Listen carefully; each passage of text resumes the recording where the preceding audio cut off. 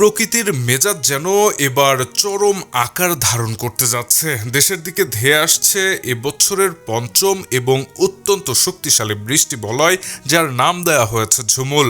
বেসরকারি আবহাওয়া গবেষণা সংস্থা বাংলাদেশ ওয়েদার অবজারভেশন টিম এর দেয়া সতর্কতা অনুযায়ী এই বৃষ্টি বলয়টি এতটাই শক্তিশালী যে টানা 12 দিন ধরে দেশজুড়ে এর তাণ্ডব চলতে পারে।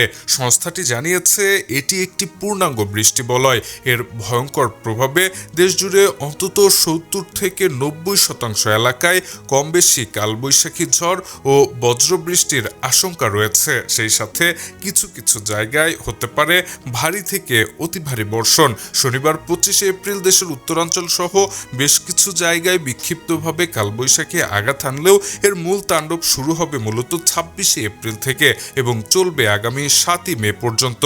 তবে আবহাওয়া বিশ্লেষকদের মতে এই বৃষ্টি বলয়টি সবচেয়ে বেশি ধ্বংসাত্মক বা সক্রিয় থাকবে 28 এপ্রিল থেকে 2রা মে এবং 4 ও 6 মে। এদিকে সবচেয়ে বেশি উদ্বেগের বিষয় হলো এই শক্তিশালী ঝুমুলের প্রভাবে দেশের বেশ কয়েকটি অঞ্চলে দেখা দিতে পারে আকস্মিক বন্যা।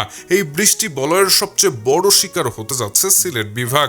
এরপরই সবচেয়ে বেশি তাণ্ডব চলবে ময়মনসিংহ, রংপুর, ঢাকা এবং চট্টগ্রাম বিভাগের উত্তরাংশে। তবে রাজশাহী বিভাগে বৃষ্টির পরিমাণ তুলনামূলক কম থাকবে।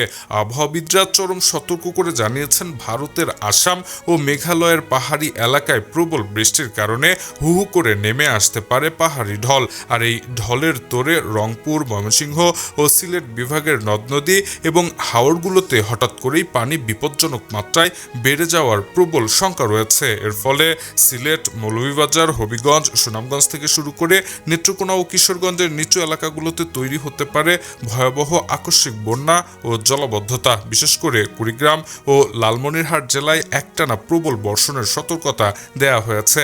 টানা এই দুর্যোগের হাত থেকে বাঁচতে নিচু এলাকার সাধারণ মানুষকে এখন থেকেই সর্বোচ্চ সতর্ক থাকার আহ্বান জানানো হচ্ছে।